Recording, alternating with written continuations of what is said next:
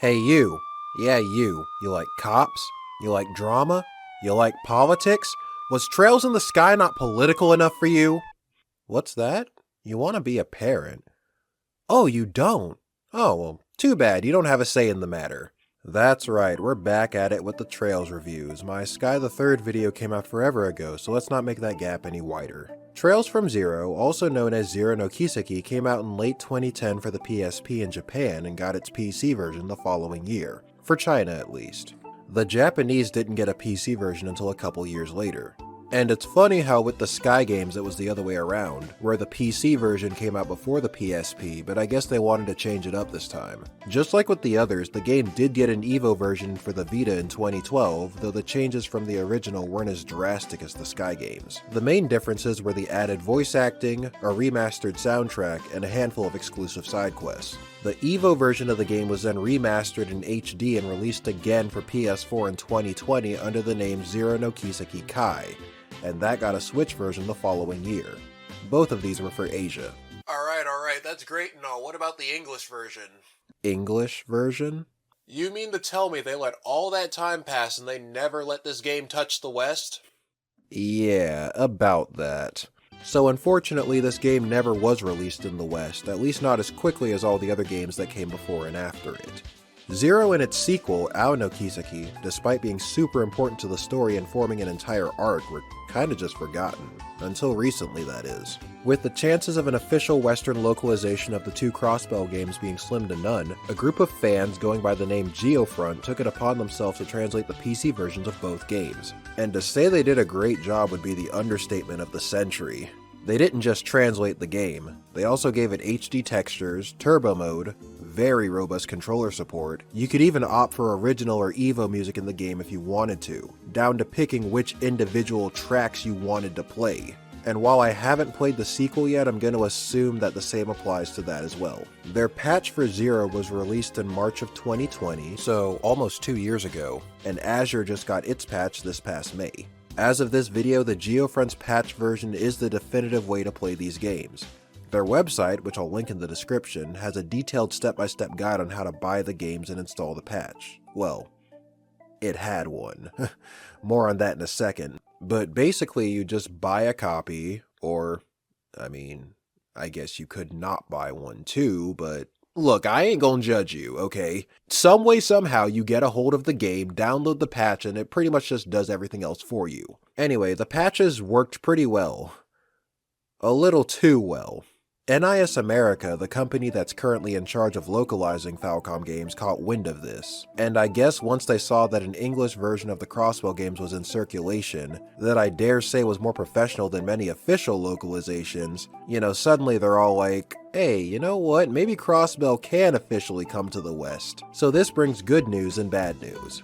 The good news is that NISA and Geofront have teamed up to officially bring both games to the West. Trails from Zero and Trails to Azure are now the official English names for both games, and they'll be coming out for the PC, PS4, and Switch. Then there's the bad news, so while it's all good that the games will officially be coming to the West, this also means that Geofront took their patches down to support the official release. On top of that, Zero isn't coming out until late 2022, and Azure's not coming out until 2023.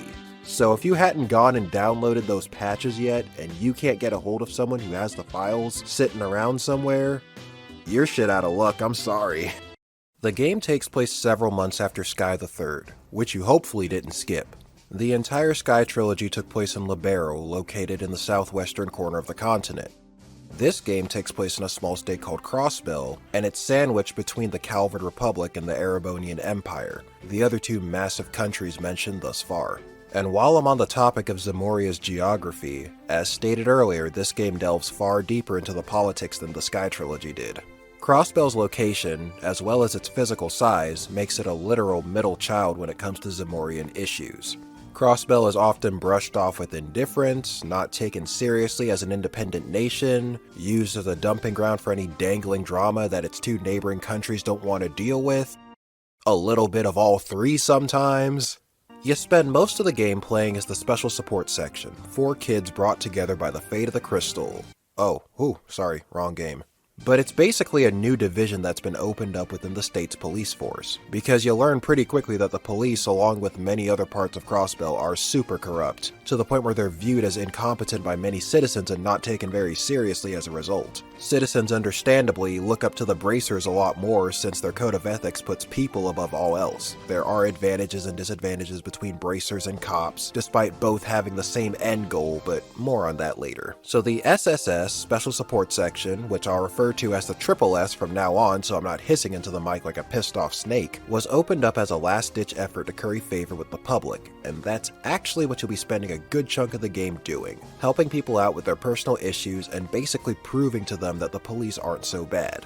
So just bracer work with a different coat of paint. And this leads right into my next point. Trails from Zero is 1.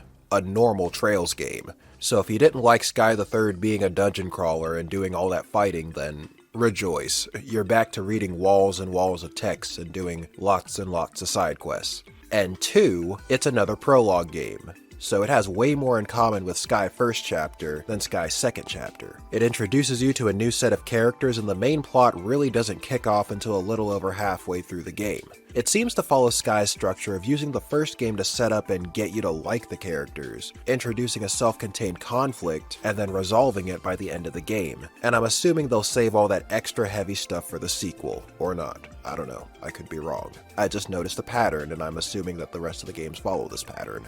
Oh, by the way, I know what question's coming next, so let's just get this out of the way now. Do I need to have played any other Trails game to understand this one?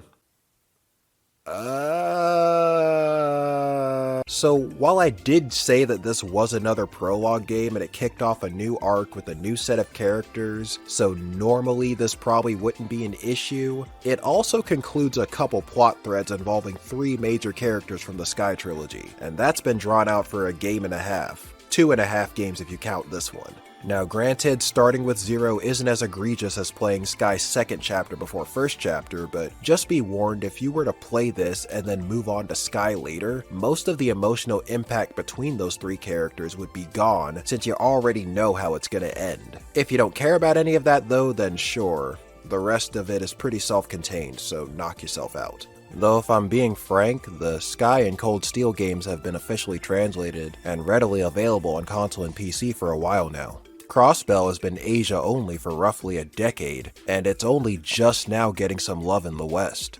For the longest time, out of all the Trails games in the series, Crossbell was the highest barrier to get over. No, I'm not apologizing for that. Now that probably will change when Crossbell officially starts coming to the West, but even then, that won't be the case for almost another year. The battle system is still mostly the same, hence why I didn't comment too much about it on my SC and third videos. However, since this is a new arc, I'll talk about it in detail again since I won't rule out the possibility that some people might be starting from zero. So just like the previous games, battles are turn-based and on a grid, and unless you're using magic, you have to be in a certain range to attack enemies. The turn order is displayed to the left, and you can use support spells and other special abilities to manipulate who gets to go when. There are also bonus effects on the timeline that'll come into play if a character happens to land on it. Arts are your magic, and that's going to be your other means of attacking. They're split into 7 elements: water, earth, fire, wind, time, space, and mirage, and you can identify what certain enemies are weak to by looking at the colored bars when you analyze them. A larger bar means they're weaker to that element. Just keep in mind that it takes 2 turns to cast. You spend the first turn selecting the spell and you cast on the next one, and generally the more advanced the spell is, the longer the casting delay will be, so keep that in mind when you're strategizing. The orbment system from Sky remains mostly unchanged, though the devices are now called Enigmas and they can take phone calls. But in combat they function the same way they always have. You can equip elemental quartz on the different colored lines, which modify your stats and enable you to cast different spells depending on how much you have on each line. Each quartz has a corresponding Sepith value, and when you place multiple quartz stones on the same line, the game will calculate the total amount of Sepith on that line and use that to determine what arts that character will be able to use. If you're coming from Sky, you're also going to notice that certain spells and ailment-inducing quartz now have different elements than they did before, so look out for that. If you miss a certain spell, it might be because it's classified as something else now. Latir is dead, breath killed him. Also, pay attention to the lines themselves. If a character has most or all of their slots on a single line, they're usually far better suited for spellcasting as opposed to someone with 3 or 4 different lines on the same enigma. You can also upgrade your slots, which is necessary if you want to increase your max EP. Your third means of attacking are crafts. These are a set of moves unique to each character, and they can range from hitting multiple enemies, quick healing, inflicting or curing status ailments or debuffs, and so on, provided you have enough CP to use these moves. Oh, you lose that when you die, by the way, so keep your characters safe. Each character also has an S-craft, which is basically a super move that they can use when their CP is at least 100.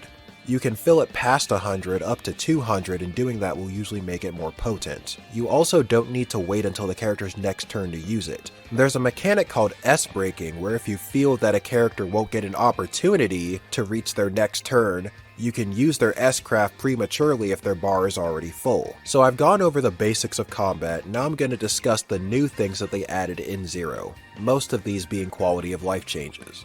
First of all, you can switch between the characters in your party with one button, so you no longer have to poke around in the menu if you want someone other than the main protagonist up front. If you have more than 4 playable characters traveling with you, the extra people will be regulated to a support role. This means that they have a random skill that they'll occasionally hop in and use during battle, so it's a step up from Sky the Third's support mechanic. In the overworld, you can attack the enemy before the battle begins. Hitting them from behind will initiate a party max advantage. In other words, you'll probably kill the target before they even get to move. Running into them head-on will initiate a normal battle, and if they run into you from behind, then they'll have an advantage. Also take note that if your level is way higher than the enemy, and you hit them in the field, you'll just kill them without having to switch to the battle screen. Buffs now have a visible counter, so you're fully aware of when it's going to run out. They also stack. I believe a normal one gives you a 25% increase and a stacked one gives you 50. Just keep in mind when a stacked buff runs out, it goes away completely instead of reverting to its weaker state and counting down from that. During the battle, usually after a party max advantage, there will be a bonus that allows all the party members to basically gang rape the enemy at once. The game also introduces a mechanic called the combo craft. It's somewhat of a mix between the chain attack from Sky and an S-craft, as you'll need about 100 CP to pull them off. The combo crafts involving Lloyd, your main character, also contribute to a point system. If you build up enough points throughout the game, you will unlock a bonus scene with your favorite party member. Something I never did pull off, but hey, that's why YouTube exists, I guess. You'll unlock 3 of them as you progress through the story, but I just wanted to point out that you can get more. Just make sure you complete the monster exterminations near the end of the game. Not that I'd ever recommend skipping every side quest and trails anyway, but if you're about that life, I'm just warning you, at least do those. You'll be rewarded richly for it. Speaking of side quests, yes, this is the first Trails game where I did most of them on the first playthrough, and I can confidently say it adds so much depth to an already great story. Many side quests are their own little self-contained stories, and I remember one in particular actually introduced an entirely new character. To the point where I'm wondering, why wasn't it mandatory? Like, how would things have changed if I hadn't gone and done that? If you beat the game already, you probably know who I'm talking about, but my point is, side quests. Do them. Do at least some of them. They're good. They're worth your time. As for the main story itself, well, like I said before, most of the game is spent building up the main characters, and the main conflict doesn't really kick off until around maybe chapter 4 or so. I didn't like it quite as much as Sky's second chapter, but I'd rank it above first chapter and probably the third as well. And that's about as much as I can say about the main story without getting into spoilers, so from here on out, watch your step. If you're still around at this point, I'm assuming you've either beaten the game or you don't care, so let's get into it. So I haven't spoken about the main characters yet. Lloyd is the new main protagonist. He's alright. Like your typical anime good boy, he has a strong sense of justice, and most importantly, the curse of the harem protag. I don't like him quite as much as Estelle, but he's not bad by any means. Nobody mentioned here is, so it could just be my own bias since I've played Sky in its entirety already. I'd say Lloyd and Estelle definitely do have one big thing in common. Both live in the shadow of a famous older relative, and have to spend the entire game filling those shoes, so I found that to be interesting. Also, his weapon is definitely a unique one. No, seriously, I had no idea what the hell tonfas were until I played this game. Ellie... Is there something you'd like to say? We're waiting. Come out and say it. She's worse girl.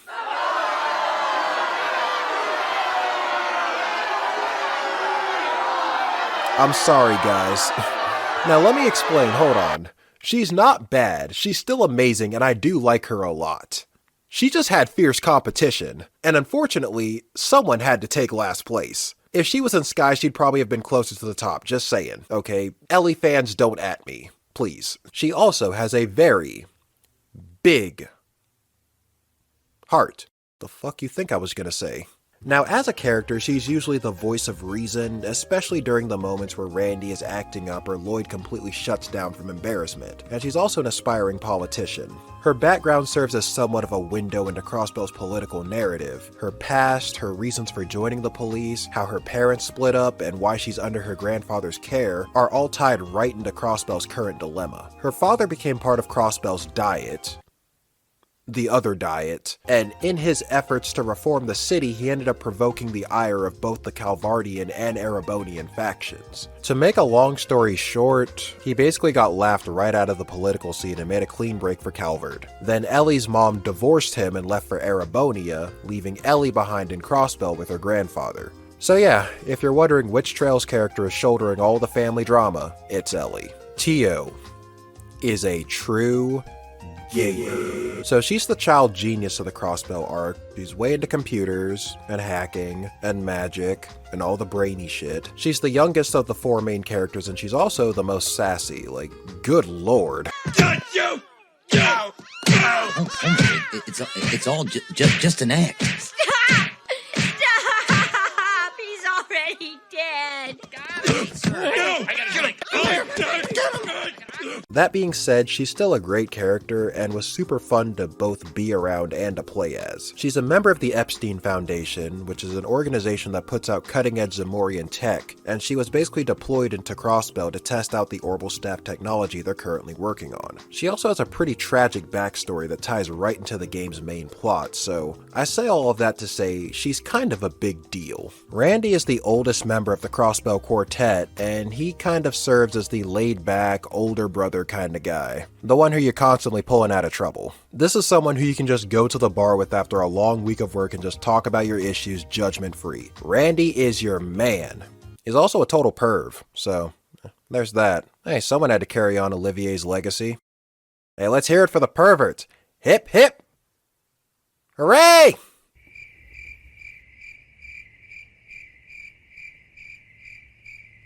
No? Okay, fine, alright. Y'all are no fun. Alright, moving on. He also used to work for Red Constellation, which is apparently some infamous Jaeger Corps that's mentioned later in the game. They don't talk about it much in this game, so I hope for more info on it in the sequel, because it does look like he did have a rough past that he's not really letting anyone in on, but regardless, yeah, Randy is Randy. The rest of the playable characters are guests. They'll be in and out of your party depending on the situation. The first one you'll get to use is Wazy, or Wazzy, or Wazzy. Hold on. How the hell you pronounce this guy's name?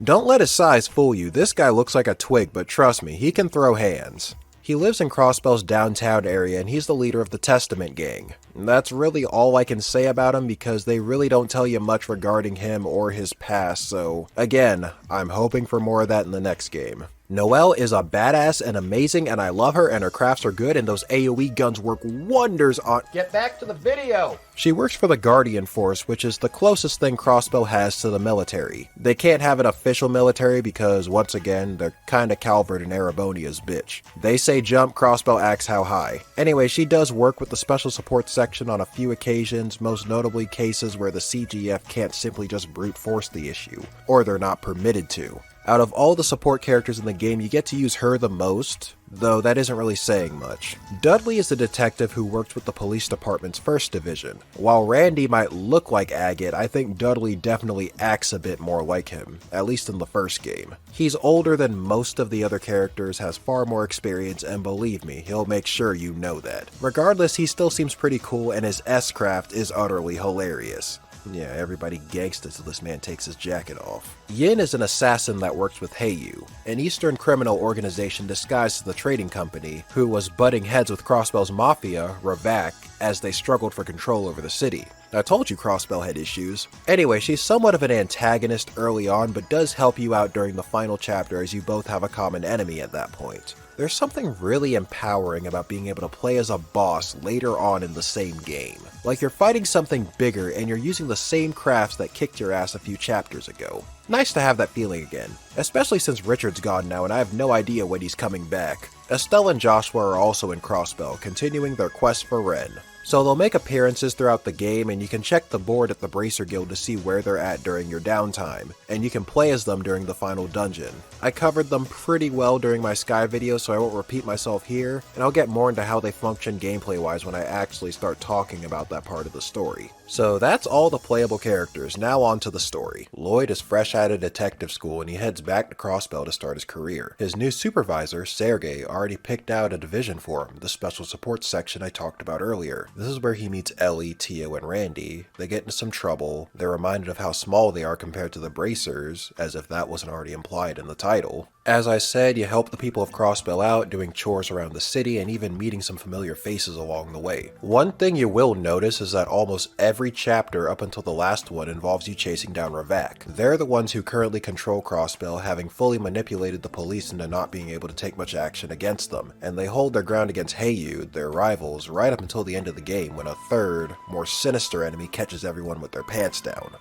But more on that later. I actually really liked how you were gradually informed on how bad Ravak actually is. During the prologue, they're presented as just another gang. They pitted the Testaments and their rivals, the Saber Vipers, against each other to kill two birds with one stone. Then in Chapter 1, they're using specially trained dogs to terrorize specific parts of Crossbell, and you're sitting there thinking, okay, so they have a little more juice than I thought. By the time you get to the Schwarz auction and the Gnosis pill incident, you're thinking, damn, these guys have Crossbell by the balls. Again, right up until the plot twist. Actually, to be more accurate, Ravak has Crossbell by the balls, then that third force comes and neuters Ravak, and while Ravak is squealing in pain, the new enemy grabs Crossbell's balls and starts fondling them and... Okay, this analogy got weird real quick. I think y'all get the picture. They took somewhat of a backseat role during Chapter 2, surprisingly having nothing to do with the main conflict. The culprit wrote a letter threatening to assassinate Ilia Platier, a famous dancer, during her next big performance. It's worth noting that he signed the paper with Yin's signature to throw her off. Her protege, Rishia Mao, decides to contact the special support section for help. I haven't actually mentioned Rishia yet, have I?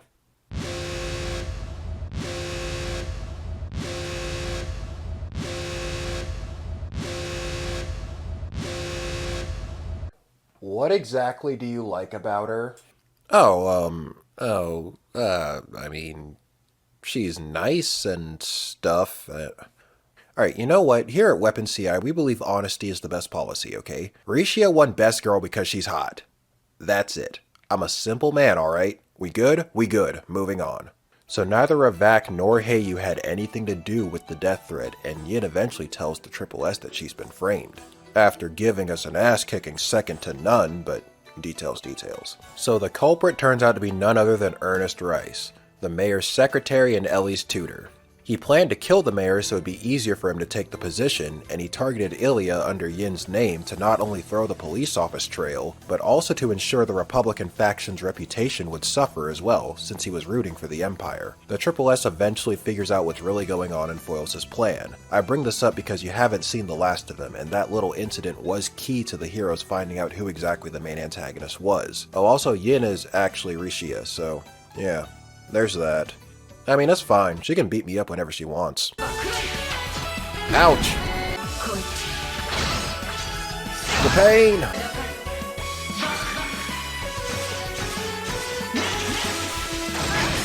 Thank you, I'd like another. Chapter 3 was mostly about the Schwarz auction.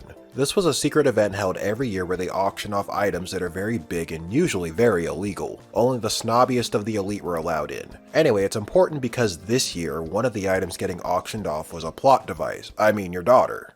I mean Kia. Oh, Kia-sama! Oh, she's basically all three. Fiend better watch out, she's got formidable competition now.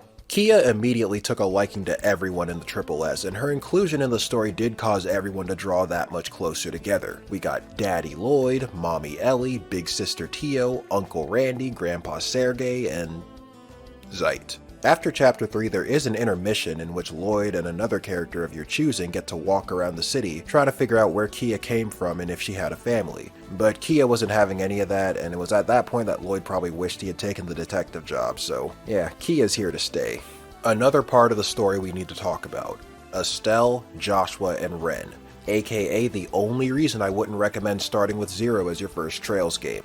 Y'all know the deal. It's been a game and a half, and Operation Cuddle with Ren was still ongoing. We almost had her at the end of Sky the Third, but she slipped out at the last second. And it was all downhill from there, let me tell you. Resources were running low, the soldiers were getting tired, we lost some good people along the way. Each time we got close to finding her, she narrowly evaded our grasp. But she couldn't hide forever. In an unexpected turn of events, she eventually fell into the Bright family's care. Unfortunately for her, First Lieutenant Estelle Bright was on the job, and no child escapes under her watch. Wait, hold on.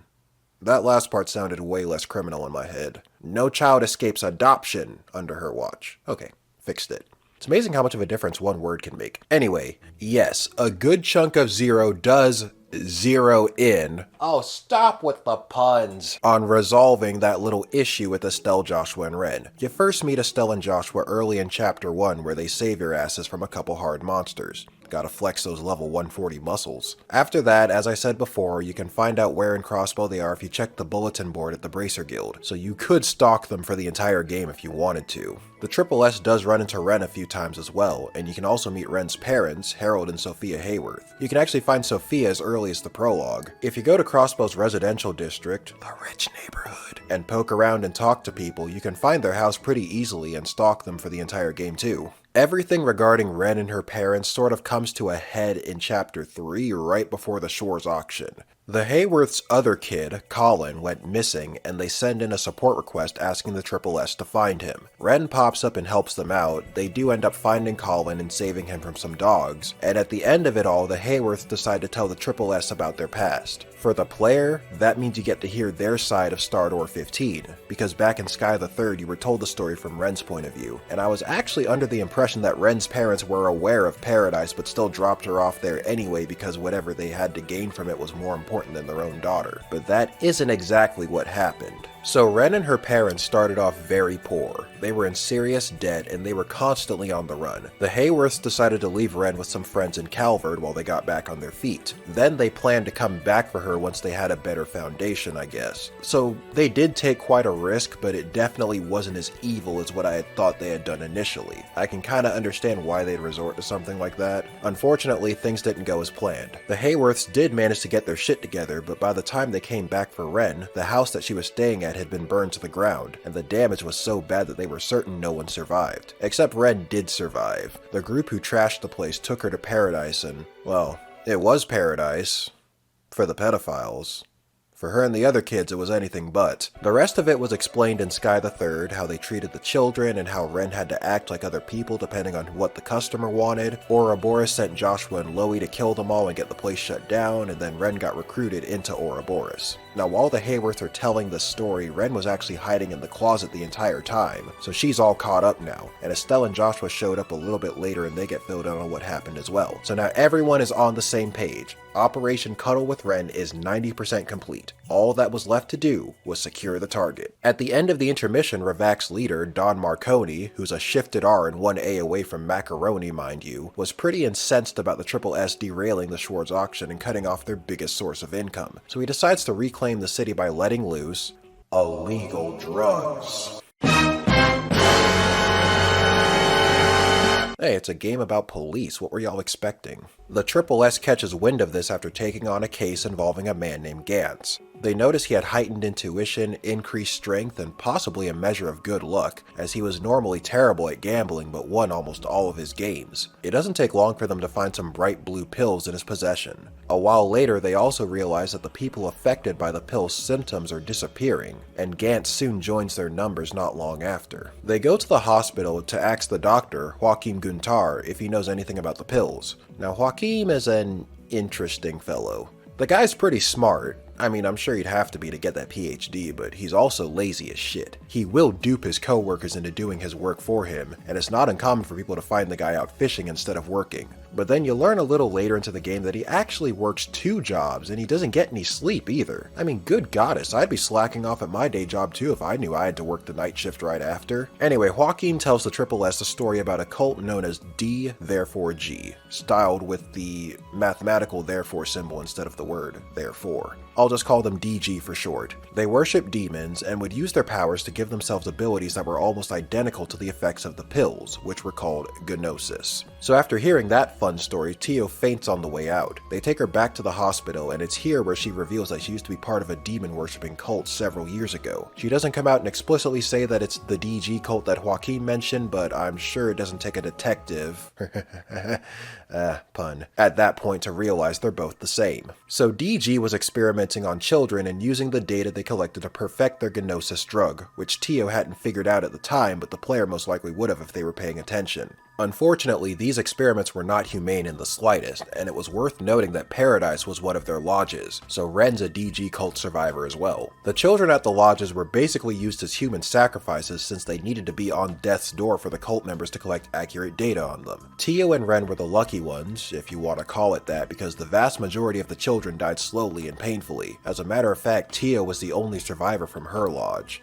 Come to think of it, remember in Sky the Third when Kevin met the soul of a kid while he was in Gehenna, and while the kid was alive he was experimented on and turned into a demon and Kevin had to kill him? Yeah, that was all DG's doing. The group returns to the Special Support Section building, and Sergei confirms Tio's story is 100% true. The police, military, and Bracer Guild joined forces to bring the DG cult down and free all of their victims. You'll also notice a lot of familiar faces during the flashback, like Cassius, and Zin, and Lloyd's late brother Guy, who rescued Tio personally, by the way. Sergei said they were pretty sure the cult had been snuffed out since all the members committed suicide, or suffered a mental breakdown, or, something bad. But with the pills now circulating around Crossbell and giving off the same effects that the cult was working on, it's possible that there could be cult members hiding in the city. And yes, if you hadn't figured it out yet by now, DG is that third enemy that overshadows Ravak as the game reaches its conclusion. The Triple S get a call from Dudley the next morning. He's at Ravak's hideout and everybody's gone, so you know they all took the pills. The group meets him over there and together they search the area. Their search takes them to Macaroni's room,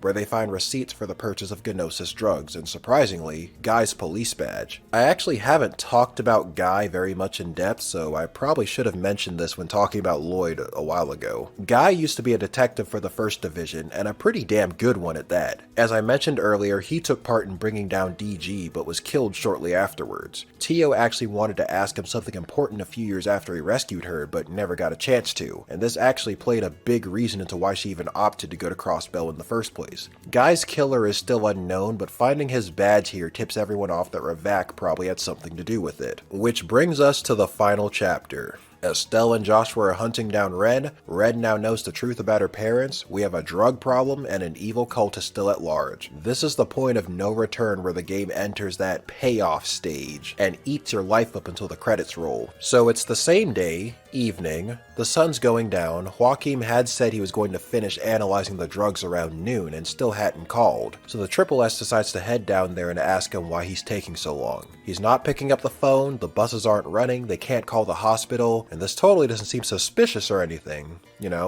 Lloyd gets a call from Dudley about Ernest, who was in prison during all of this for what he did back in Chapter 2, and they both realize that Ernest was pretty strong during that incident, and he ran pretty fast too, and he had a lot of the effects that the pills were giving off. It's almost like he was on Gnosis himself. The final nail in the coffin being Dudley mentioning that Joaquin was his prescribed physician. So the Triple S decides to walk down to the hospital themselves because I think it's pretty obvious to everyone who the bad guy is now. What's funny about all of this is while playing the game, I had said that he reminded me a lot of Weissman with the blue hair, glasses, the whole bookworm look. He was kinda goofy. I had no idea that he was evil.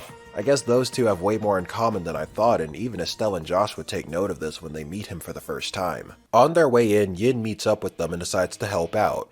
Yay! The place is crawling with Gnosis-possessed Ravat goons, attack dogs, and demons. The group also manages to save some people who got stuck in the building after it shut down. Along the way, they run into Ernest. Again. He reveals that unlike the men at Ravak, he's not been brainwashed by the Gnosis and is fully aware of what he's doing.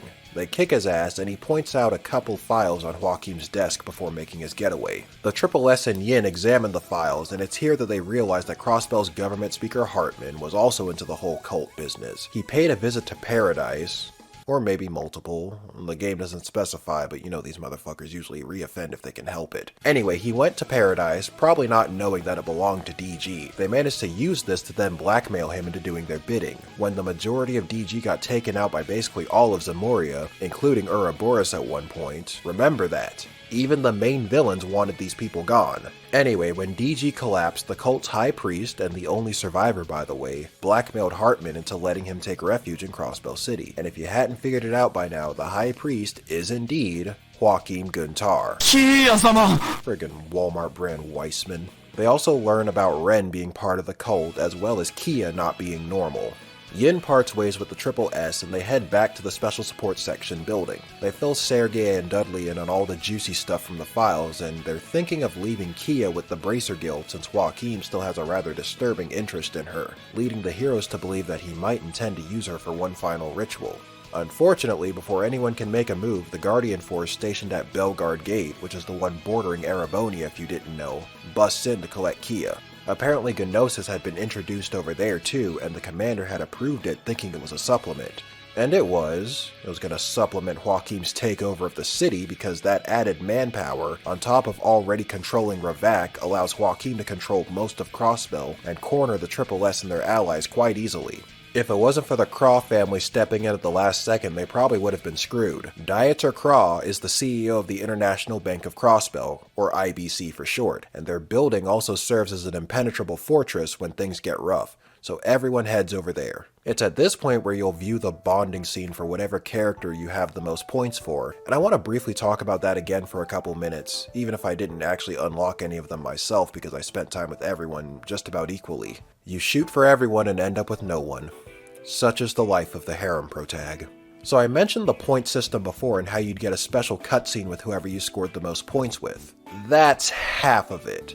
Doing certain things throughout the game will give you points, sometimes a little and sometimes a lot. You need at least 65, I think, to get a bonding scene with someone. If you manage to get more than one person up to 65, you get the bonding scene with whoever has the most. And I believe it also earns you an upgraded combo craft with that individual as well. There are guides that I'll probably link in the description since they explain all of this in a lot better detail than I do. This is my recommendation. If you want to make things easy for yourself, decide who you want to bond with by the middle of Chapter 3. So just pick someone and then commit to them. Take that person to the Shores auction, then take them with you again when you do the outing with Kia during the intermission. Those two alone can bring one person up to about 60. All it'll take from there is performing a handful of combo crafts with them to bring them up to 65, and then you can kinda just do as you please up until the IBC. Alright, back to the story. Everyone's chilling at IBC for a bit, but it doesn't take long for the brainwashed CGF guards to come knocking, so the Triple S has to go out there and ward them off, leading to one of the most epic moments in the entire game, fighting off wave after wave of guards while you've got inevitable struggle blasting in the background. Hell yeah. Joachim, possessing one of the guards' bodies, shows up to collect Kia, as if we were just gonna let him just walk off with her.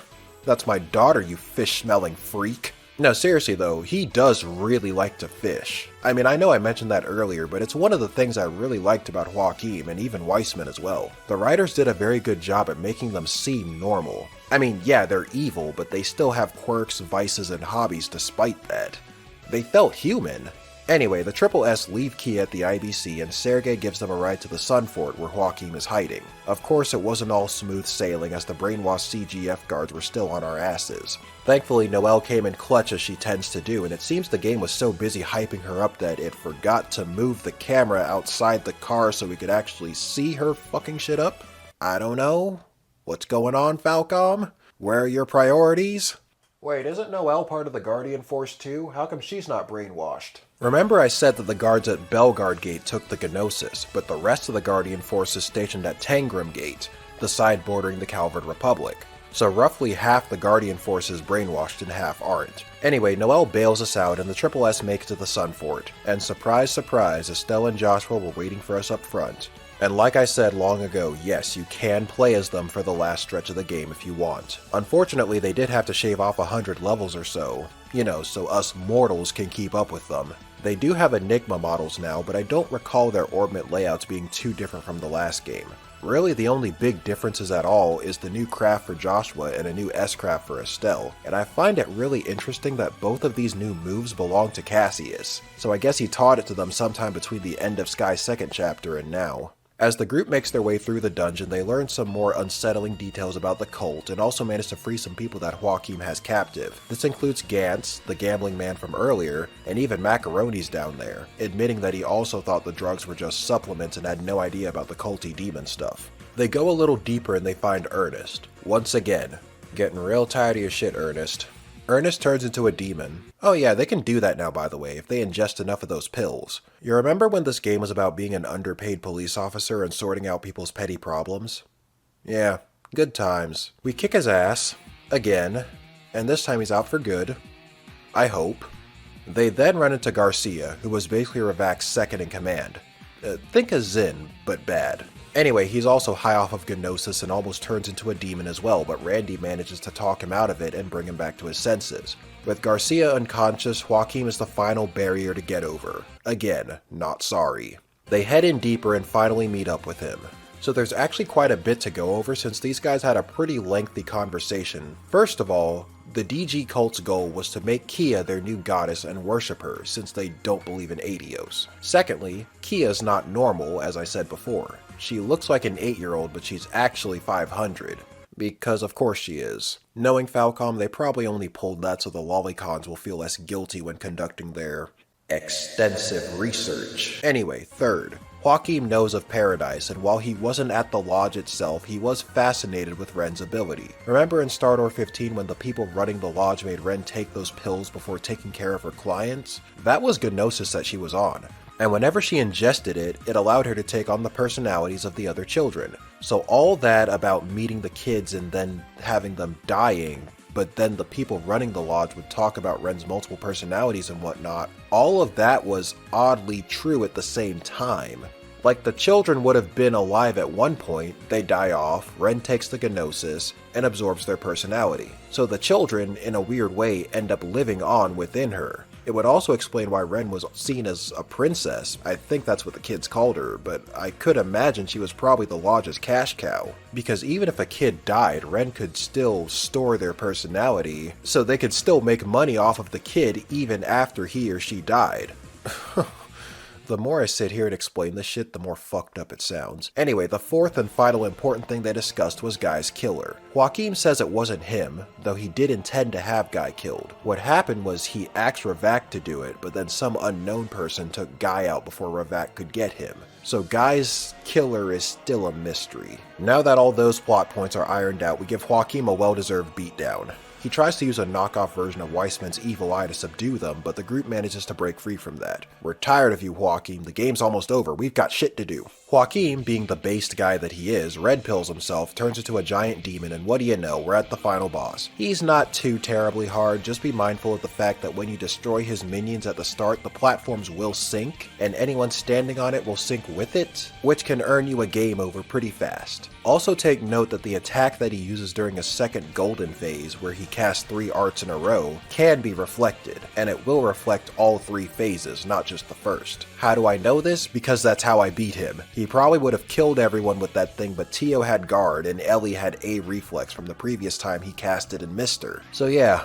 Ellie saved my ass. Alright, maybe she's not so bad, I might have been too hard on her. Joachim goes berserk. I'm assuming he was going to self-destruct and take the Triple S and Bright siblings with him. Or would the Brights be lovers? Or both. I guess Cassius is both Joshua's father and his father-in-law. Damn. Ren shows up at the last second and uses her Potter Martyr to loosen Joachim's grip on the group. You then get to do the same shit you did in Sky FC where you spam everyone's S-crafts and that's enough to kill him. Ren's about to take her leave again, and I'm sitting here wondering if we're just going to have to cancel Operation Cuddle with Ren for good. Even First Lieutenant Estelle Bright was having some difficulty trying to secure the target.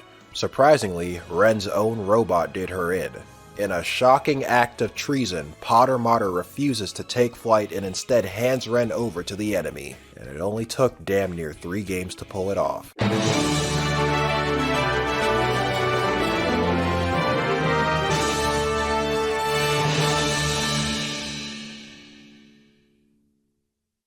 Send in the chopper. Operation Cuddle with Ren is a success. Repeat, Operation Cuddle with Ren is a success. The target is sobbing, so be sure to prepare tea and cookies, but the mission's done. It's over. We're headed home. No, but seriously, that is what happens. Everyone exits the Sun Fort, gets a group picture, and then it's back to Libero for Estelle, Joshua, and Ren. You're permitted to view one final newspaper before the game concludes. The 2 most notable events being the government speaker Hartman getting arrested for covering up the cult activities, and Ellie's granddad stepping down as mayor. Dieter Cross is the new mayor now. And that's pretty much everything I have to say regarding the story. As usual, I forgot to talk about the music, so let's touch on that for a bit. Get Over the Barrier is the best normal battle theme I have heard in the series yet, and the fact that the game has 2 versions of it is a real treat. Geofront, as well as the songs for Ravak and Hey You, are super catchy, Afternoon and Crossbell is nice. The boss themes are also really good. Arrest the Criminal is decent, Formidable Enemy is downright amazing, and Inevitable Struggle is basically the Silver Will of Crossbell. Though, you remember when I said I might like Inevitable Struggle more than Silver Will? I don't know what I was smoking that day. After developing a newfound appreciation for the super range of Silver Will, I'm now praying to Adios, hoping that she can forgive me for my blasphemy. There's also a light illuminating the depths, which plays as you're exploring the Sun Fort, adding a great sense of finality to the entire narrative, and there's the final boss theme, which leitmotifs for both Angel Weissman and Zero's opening, Way of Life, which I found quite clever. So yeah, that's Zero for you. Azure's up next, and I heard it was peak Trails, so I guess we'll see. Well, Trails fans hype up all the games, but the ones who have played Azure come at it with a different type of enthusiasm. Like, holy shit, it's actually a bit frightening, but that'll do it for now. As usual, feel free to leave a like if you enjoyed it, sub to the channel if you haven't already, and I will see you all again very soon. Maybe. The Trails to Azure content is coming, guys. Be prepared.